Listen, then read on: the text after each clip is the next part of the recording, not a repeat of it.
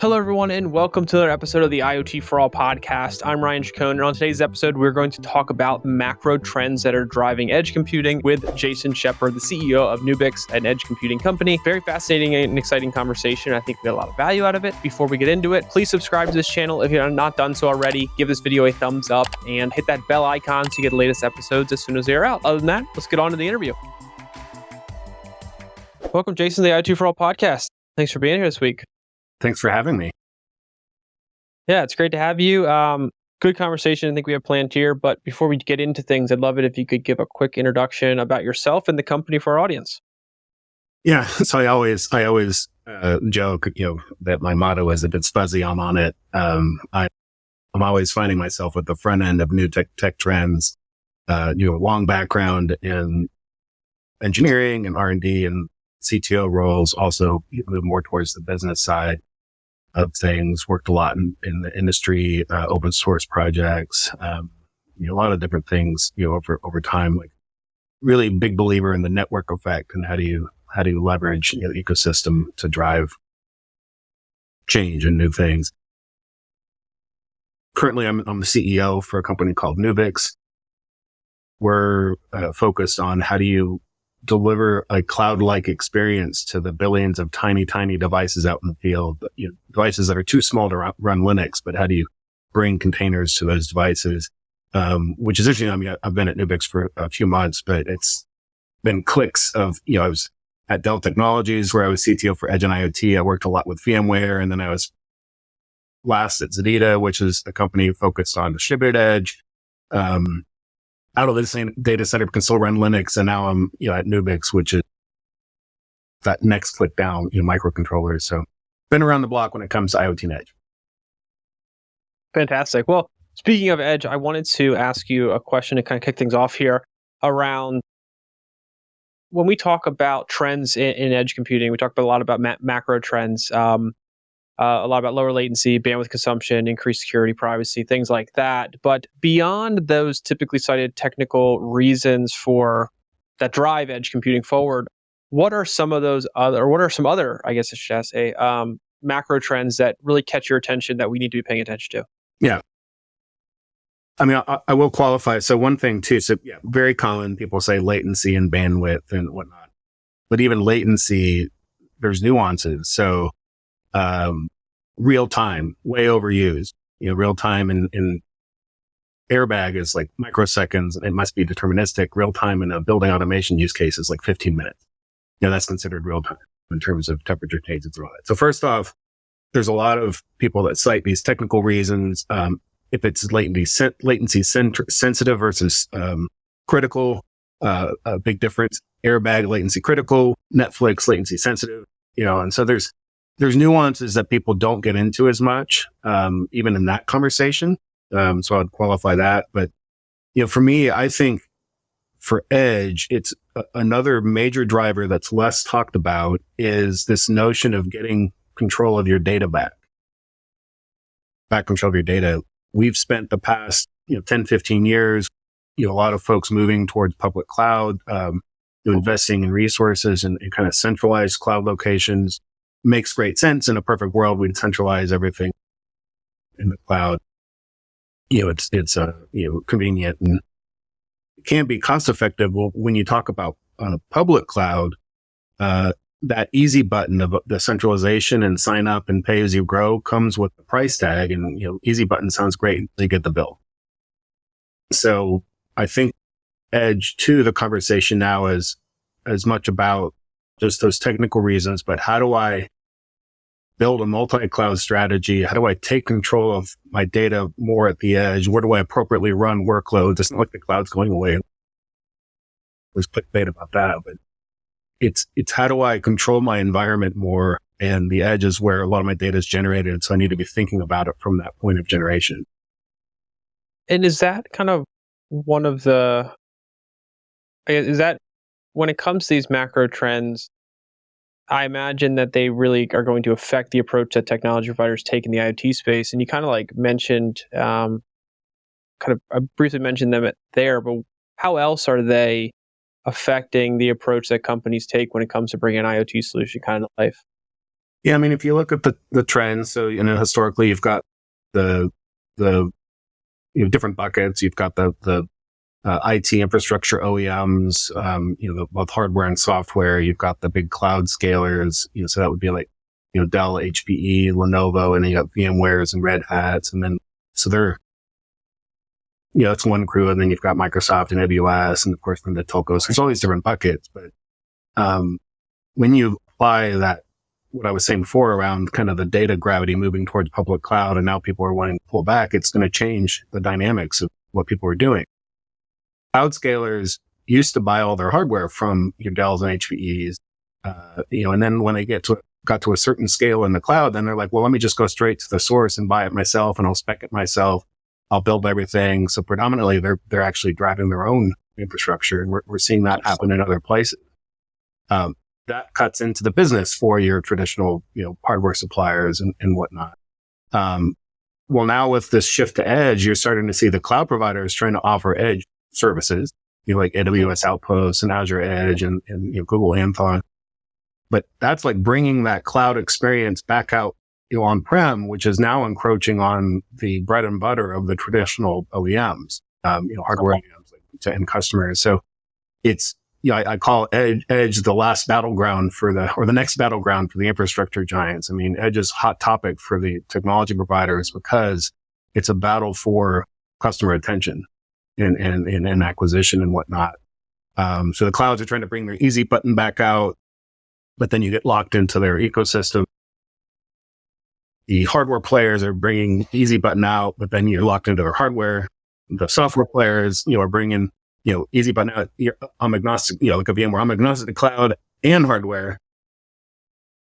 Everyone's got the telcos are trying to figure out where do they run stuff and what do they do. So it's going to be a big driver for scrambling for mind share and customer attention.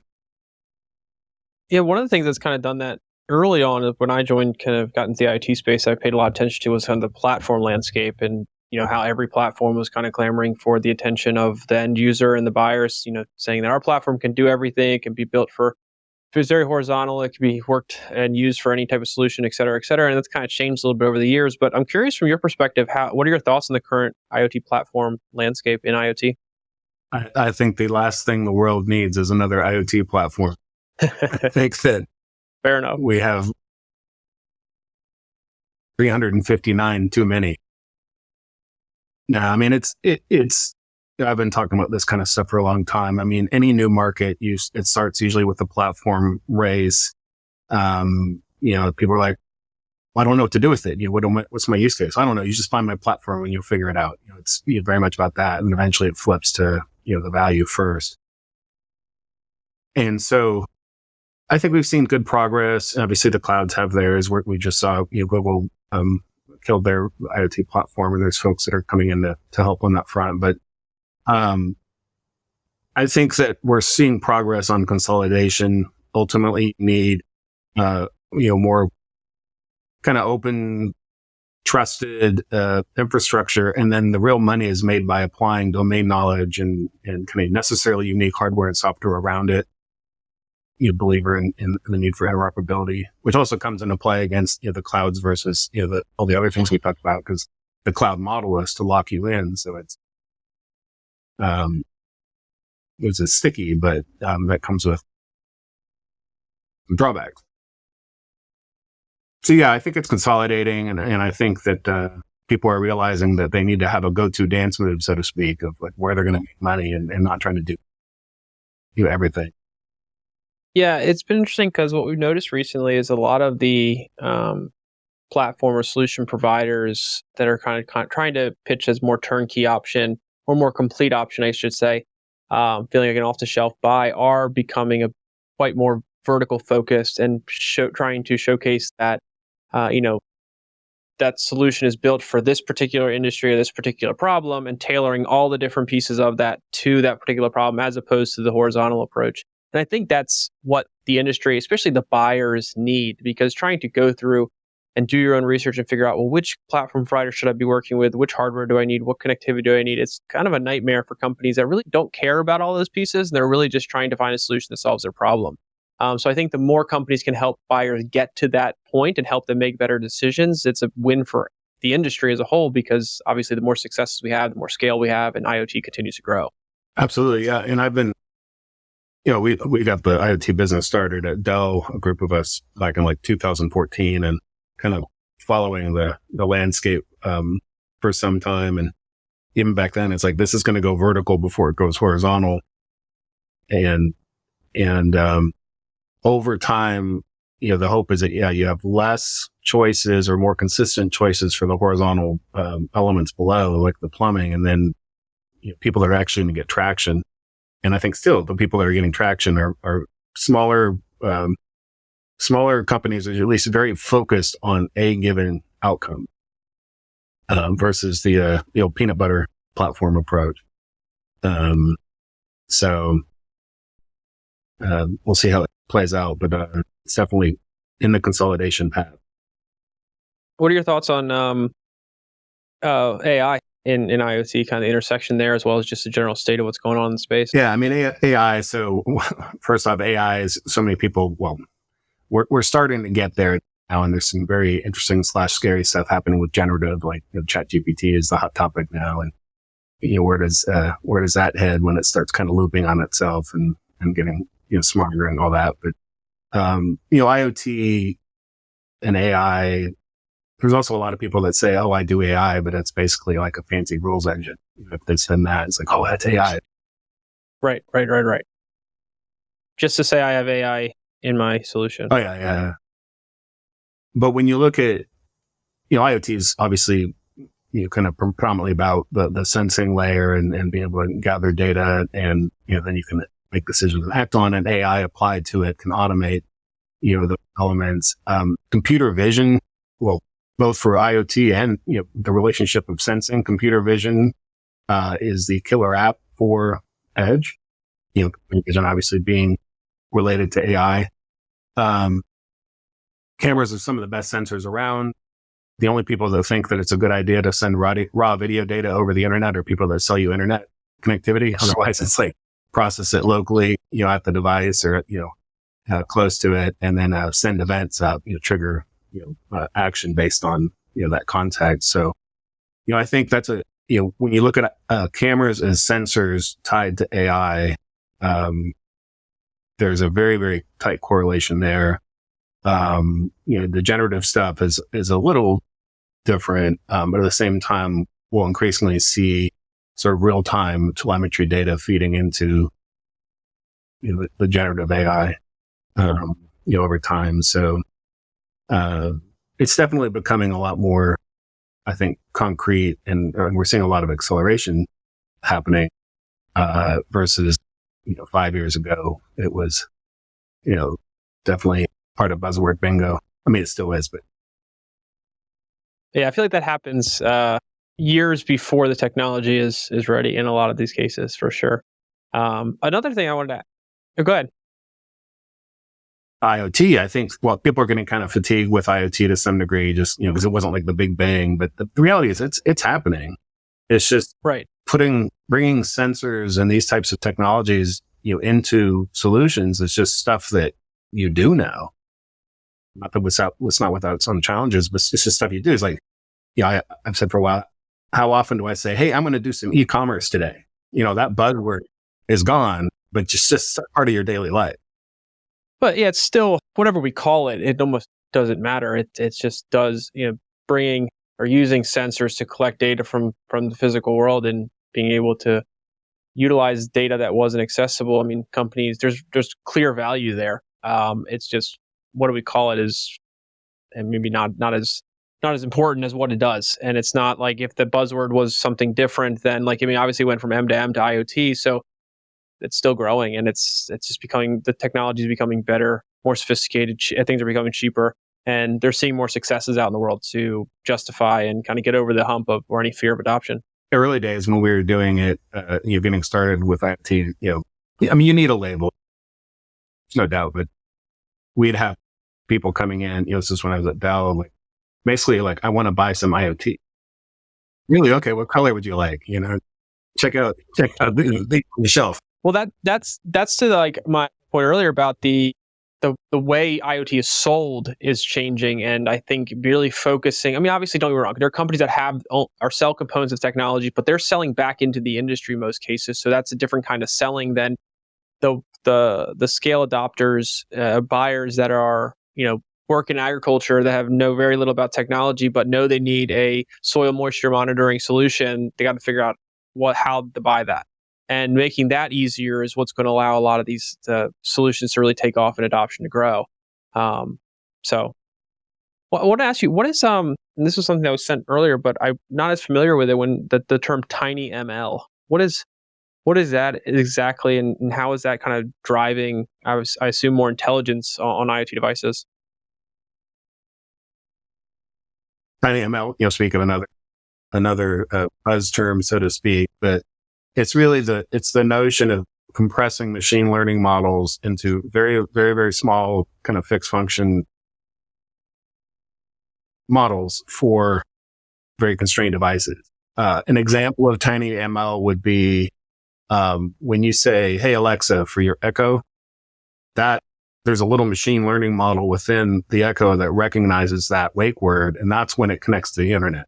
Everyone's like, "Oh, in theory, it's listening to me." It's like, no, it's basically listening for that wake word. And so there's a TinyML model there. We're going to see more and more of these tiny, functions being deployed in these constrained devices, and that's, so historically on, for embedded, I can't run Linux. I'm an ARM M-class microprocessor. Historically for these devices, whether it's like a smart light bulb or some connected product or whatever, like it's kind of does one thing for its whole life. You do embedded programming for it. You hard code for that device to optimize it because that device is so constrained. This is compared to the data center where you got these huge servers and you can virtualize everything and you got the resources for that overhead. But what's happening is that as these devices get smarter and smarter, and the tool sets get better, you're going to want to dynamically adapt that device, like software define that device, just like we're seeing in cars and all these other products. Like, you buy a product is not, the product will change over time. The value is defined over its whole lifetime. And so TinyML is a representative function that's going to start to change how you have to develop these really small devices. You can't just bake in a model and never expect to change it. Light switch kind of does the same thing, all the time. But if you start looking for different voice activated words or computer vision stuff using these tiny little, models, you have to be able to update them. So what we're doing at Nubix is like, instead of traditional embedded where you hard code everything, how do you create an abstraction layer above that hardware, just like you see in the data center with like a hypervisor or Docker on top of Linux? We're taking those same principles and applying them to microcontrollers. You can't just drop Docker on an MCU. It's way too heavy, but you get the benefits of that compartmentalization, the containerization. I can drop a TinyML model on, a little function for security, a little something for connectivity to my cloud or whatever, or to the sensor below. All of those functions that we would do further upstream can be done on microcontrollers with our solution. And the benefit is especially key. I mean, there's time to market. You don't have to do all this embedded coding, but also there are a lot more people with skill sets around cloud and IoT and AI development and things like that kind of coming down from the cloud and the data center than there are with embedded skill. So by containerizing the hardware, you're actually enabling people that don't have embedded experience to develop new functions. And TinyML is a great example of it. And it also matters if I'm building a connected product and I'm pulling in code from different people, like, within my company and like partners and whatnot, I can keep that intellectual property separated.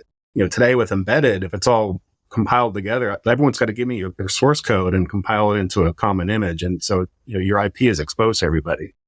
So it's all stuff that we take for granted in the data centers. Is how do we get it from the gigabytes and terabytes that you would kind of memory utilization that you have available in the data center to kilobytes?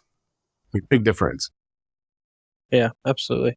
That's all great stuff. How do you kind of think about, like, holistically, like how do you kind of talk about with people or kind of advise people to be thinking about IoT and edge landscape kind of just as a whole? I mean, we've talked about, some of this as we went. Like, I think it's really important. Think holistically. Don't reinvent the plumbing. Adopt things that as standards emerge, adopt those. The value is going to be around the wheel. Think about as much as you can. The clouds are offering great services, but as much as you can, decouple your edge investments from the cloud as close as possible to the source. Yeah. So use APIs that bridge, to the, to different resources that are, as agnostic as possible. So just kind of watch for lock-in. Ultimately, don't think of just edge as like a regional data center or on my factory floor. Increasingly, it's going to be, these really, really tiny devices everywhere that are doing more processing. So think holistically. And ultimately, it's just about, if you do it right, you have these different paradigms from data center to outside the data center, but can still run Linux, to these microcontroller-based devices. Can't be the same platforms or the exact same platform, the technology, but if you do it right, you can stitch stuff together. And where you run applications across that continuum just is a balance of, performance and cost. So it's baby step. Yeah, no, totally agree. Last thing I want to ask you before I let you go here is just from your all's perspective, and what are some of the biggest challenges you all come across or have seen, I guess, when it comes to working with customers, or the industry as a whole? You had to take it from any way you like, but just kind of some challenges that are worth noting and kind of thinking through for our audience out there. I mean, I'll start by saying the biggest challenges with technology have nothing to do with technology. It's people and business case, which kind of ties back to people. With IoT, it's, don't have the skills. That's not my job. That freaks me out, like whatever. But when there's value, things tend to progress. So we've definitely found more and more examples there. Just the fragmentation, out there has been a mess. But that's getting better. As we talked about the platform landscape, the edge washing has been a problem. People talk about edge as like one thing, versus these different paradigms with inherently different trade-offs. I think all of these different things, and, with edge now, it's vendors trying to push their platform ahead of what's the actual use case and all that. It confuses end customers and it becomes, I think, challenging. But, this always tends to happen early on in any kind of new tech trend, and then you work through it and, the value rises to the top. Yeah, it's interesting when I talk to guests about the challenges in the space. I mean, like, fragmentation in the industry is a big one. Justification of kind of business cases and things like that always come up. Getting buy-in internally, lots of things. I mean, it just seems like there's so many, but at the same time, I feel like a lot of the companies that you have the opportunity to work with, they've experienced this and they've thought through a lot of these things before, and that's a really important part about picking a company to kind of engage with when it comes to building and adopting a solution. Well, Jason, this has been fantastic. Thank you so much for taking the time. For our audience who wants to learn more about the company, follow up with this conversation, ask any questions, anything like that, what's the best way they can do that? Reach out to us. We're on LinkedIn, info@nubix.io. Email us directly. And if you're doing embedded, or you're interested in extending kind of your cloud prowess down to the tiniest little devices out there, that's our thing. Fantastic. Well, Jason, thank you again for taking the time. I really appreciate it. I think the audience is going to get a ton of value out of it. And so thanks for being here. Yeah, thank you so much for having me.